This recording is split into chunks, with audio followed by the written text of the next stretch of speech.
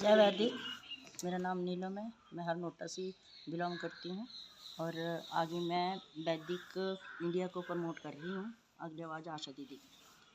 हाँ जी, मेरा नाम आशा देवी है और मैं हरनोटा से रहने वाली हूँ। और मेरे से नीलम दीदी आई थी मेरे पास और इसने मुझे समझाया और मेरे घुटनों में बहुत दर्द रहती थी और सिर में भी दर्द रहती थी, वो भी मेरे की तो आराम है।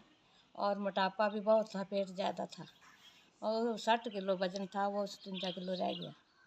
तो सांस की भी थोड़ी में की ठीक है भी मैं कहना घुटनों भी थोड़ा दे आराम है। मैं पैरा भार नहीं बैठ सकती, वो भी थोड़ा थोड़ा बैठने की कोशिश कर रही हूँ। कितने महीने खाई आपने वैदिक खुराक?